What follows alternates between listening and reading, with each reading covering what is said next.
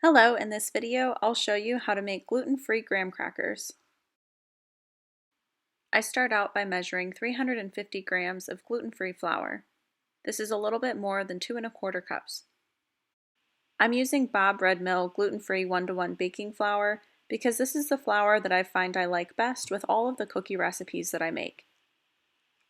I think that the flour absorbs moisture really well and doesn't leave a grainy texture when you eat the cookie. To the flour, I add 1/4 teaspoon of salt, 1 teaspoon of baking powder, 1/4 cup of sugar, and 1/4 cup of brown sugar. I gently stir everything together, and then I add a teaspoon of cinnamon and 1/4 teaspoon each of nutmeg, allspice, and ginger.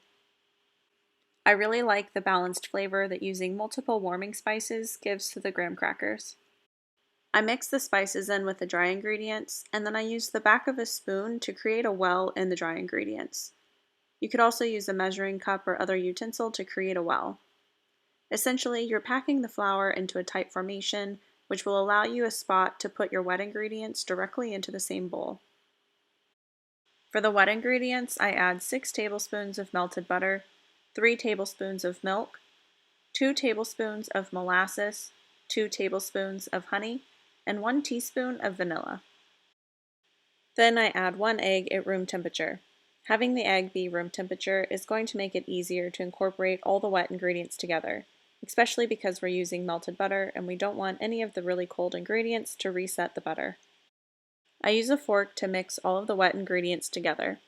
As I first start mixing, I'm trying to only have the fork in the wet ingredients themselves, at least until they're fully incorporated together. Once those are evenly mixed, I use the fork to bring in little bits of flour from outside the well. I slowly stir in the flour and gradually add more and more flour. I continue doing this until all the flour has been incorporated into the dough. This dough is a little harder to stir with a fork after all of the flour has been incorporated. Once the dough has reached a texture that I'm not able to mix it with the fork anymore, I dump it out onto my countertop or a silicone mat. I do not add any extra flour to the silicone mat because I've already added all the flour that this recipe needs directly into the dough. I knead the dough on the silicone mat just until the dough is really well mixed and there's no chunks of flour in the dough. Then I wrap the dough in plastic wrap and put it in the fridge to chill for at least 30 minutes. This step is extremely important for gluten-free doughs. That's because the gluten-free flour needs time to fully absorb the moisture that's in our recipe. Giving at least 30 minutes for your dough and flour to rest and soak in that moisture is really going to help not have a gritty texture in the cookies. After the dough has rested, I put it back onto the silicone mat. This time I do lay just a little bit of flour underneath the dough and then a little bit of flour on top of the dough. This way it won't stick to the silicone mat or to my rolling pin. I cut the dough in half and work with 1/2 at a time. Then I roll the dough until it's about 1/4 inch thick. Once the dough is rolled to the correct thickness, I cut the dough into the graham cracker sizes. In this case, I'm using a pizza cutter because it cuts very quickly, but you could also use a knife. I trim off all the rough edges of the dough, and I'll use this to later make more graham crackers. To get the dough off the mat, I like to lift it with a bench scraper. This helps to get the dough off the mat without changing the shape too much. I lay the dough down flat onto a cookie sheet. Before baking it, I like to go through and add the little details that make these really look like graham crackers. I use the bench scraper to impress a line halfway down the graham crackers. Then I take a fork and I add 2 impressions of the fork tines into both the top and the bottom section of each graham cracker. Adding this little bit of detail really makes these look more like graham crackers.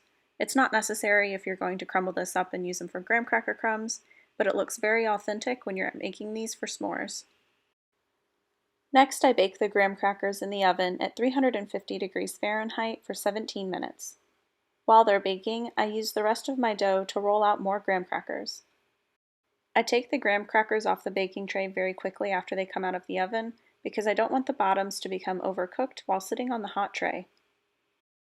The graham crackers are pretty soft and pliable while they're still hot from the oven, but as they cool, they harden up and get nice and crispy. Now you can use your graham crackers to serve s'mores Or you can crumble them up and use the crumbs for cheesecake, magic bars, or any other recipes you like. Thanks for watching this video on how to make gluten-free graham crackers. Let me know if you have any questions in the comments below, and as always, like and subscribe to see more content.